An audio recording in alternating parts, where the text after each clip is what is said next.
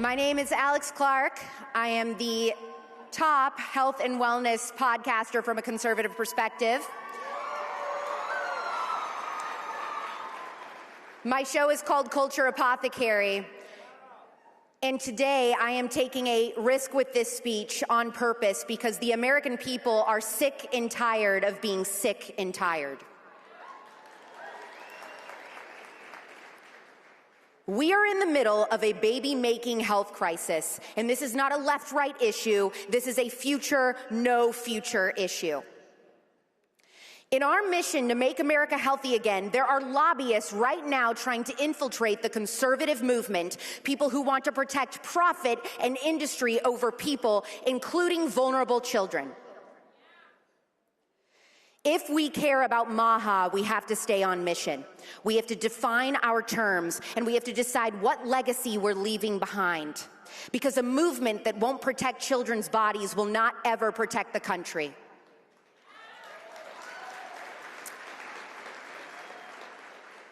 Big chemical, big ag, and big food are trying to split MAGA from MAHA so things can go back to business as usual, but we don't want that, do we?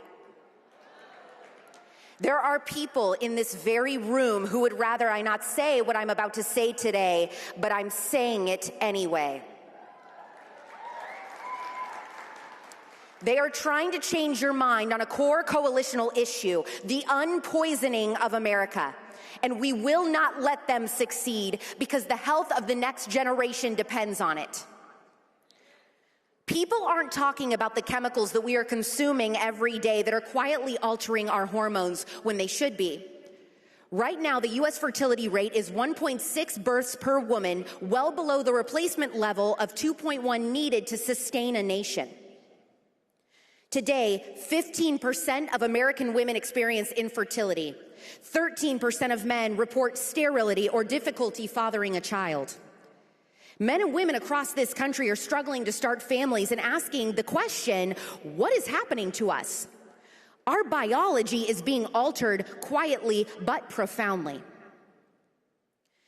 And if we as conservatives truly care about family formation, healthy pregnancies, and the fertility of the next generation, then we must confront chemical exposure and the fertility crisis, not someday, but now, because a nation that can't reproduce cannot remain free.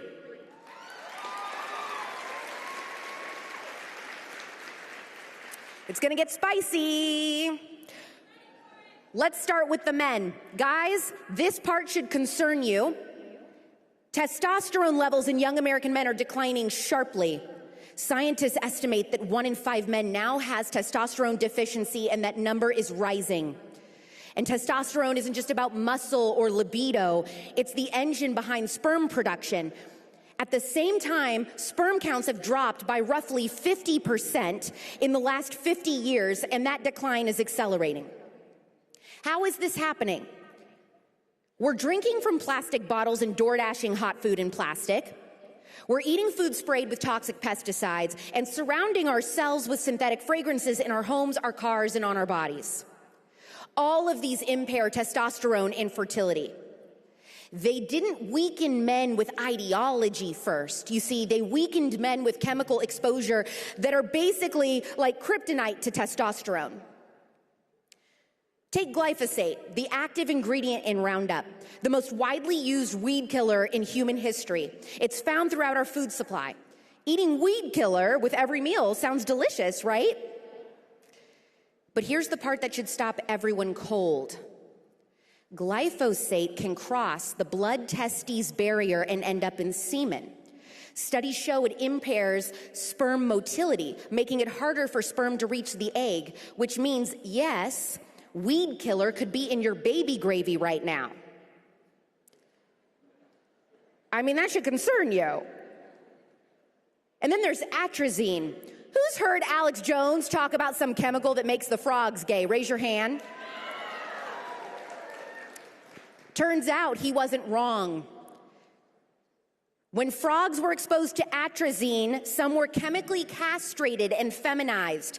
Genetic males developed female reproductive organs, and some even produced viable eggs. What is less known is this.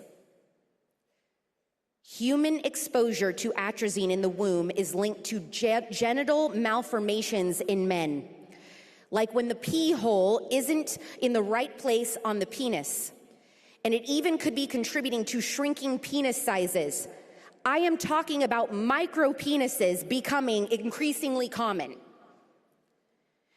Despite this, atrazine, the micropenis chemical, is present in the drinking water of 40 million Americans. Europe banned it, we didn't. Talk about a war on masculinity.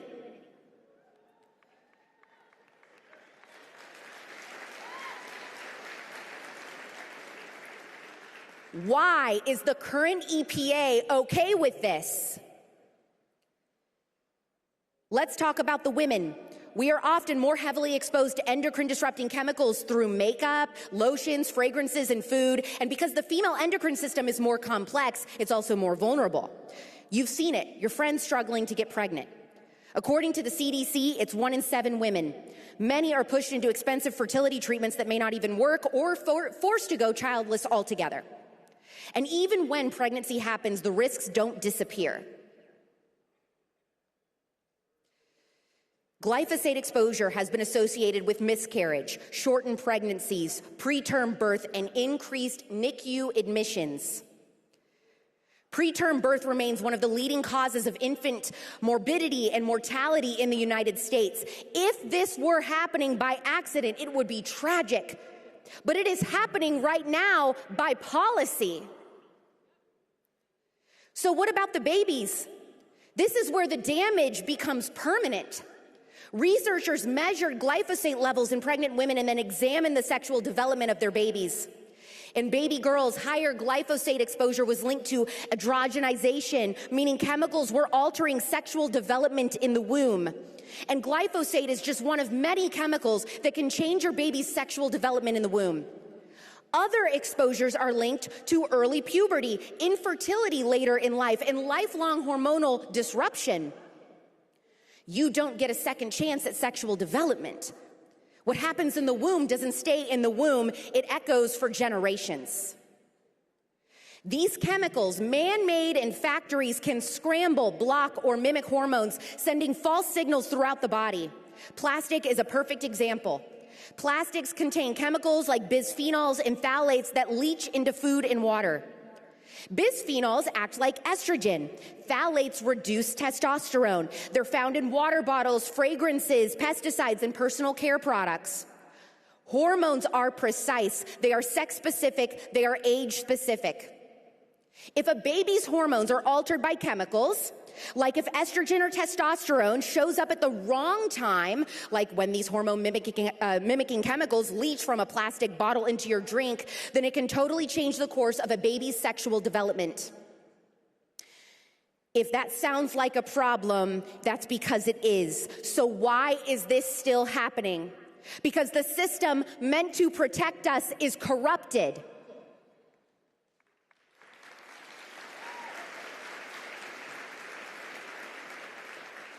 The EPA continues to approve chemicals that disrupt reproductive systems, claiming that substances like glyphosate and atrazine are safe despite overwhelming evidence to the contrary. EPA, listen to the youth here when we say a regulator that sides with industry is no longer a regulator, it's a collaborator.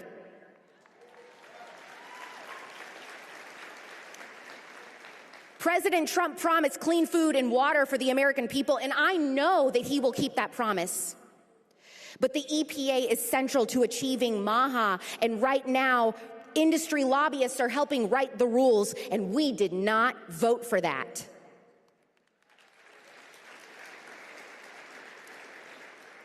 Warning labels are inadequate or non-existent. People aren't warned, and children are currently paying the price. And now, here's where it gets diabolical and downright demonic. Chemical manufacturers, as we speak, are pushing for legal immunity from lawsuits, meaning if a chemical makes you sick, they don't want you to be able to sue.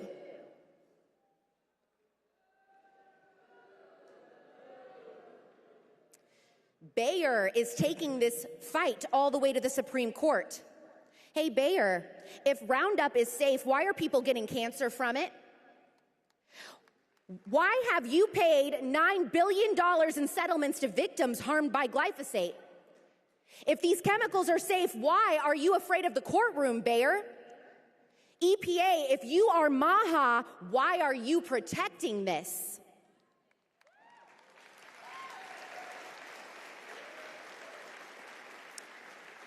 These companies want immunity because they already know the verdict. Guilty. When corporations get immunity, children pay the consequences. If they are given immunity from lawsuits, hear me when I say this, they will be putting the proper sexual development of an entire generation in grave danger. That cannot happen.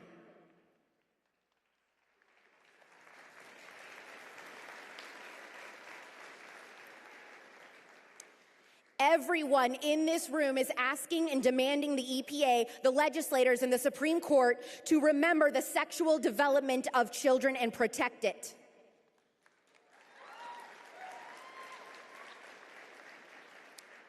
We cannot let the EPA remain captured by an industry willing to sacrifice your children's fertility. Do not let the same industry rewrite the laws meant to protect families, and certainly don't give legal immunity to companies that continue to lie about the safety of their products.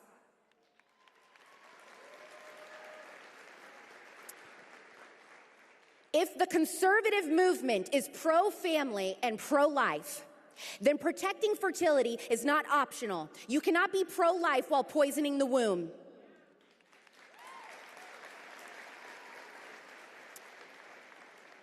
Now, in fairness, the EPA this week has recently been talking to MAHA leaders, my friends and I, and have said publicly that they are presenting a plan to start to address these issues. It's good to see that they are listening to our concerns. However, it is worth noting that one of the people they sent this week to have a conversation with us is a chemical lobbyist. You thought we wouldn't figure it out? Yesterday, the EPA confirmed with a press release that a chemical lobbyist would oversee chemicals. He has spent his entire career lobbying for weakened chemical regulations for industry, not for children's health. Now, I was born at night, but not last night.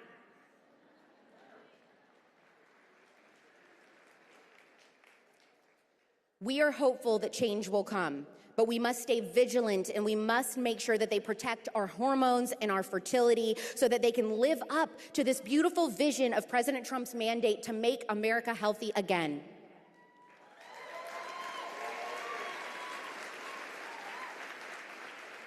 The chemical crisis is at the root of our fertility crisis. And the American family is sick of being poisoned, tired of being sick, and tired of struggling to conceive. This AmFest is about deciding what kind of country we want. We have a limited window to make America healthy again, and we were given a gift to win 2024, and that was motivated MAHA moms.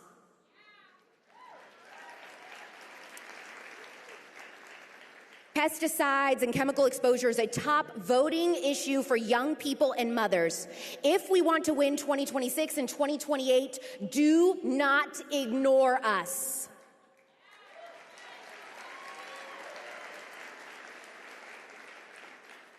I love President Trump, and I love this country, and I know that you do too.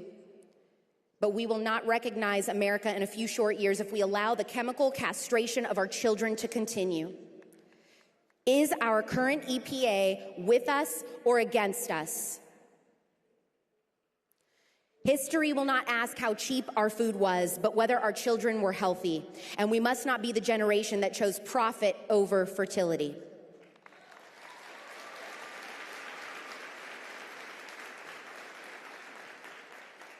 Charlie Kirk was MAHA, and so are we.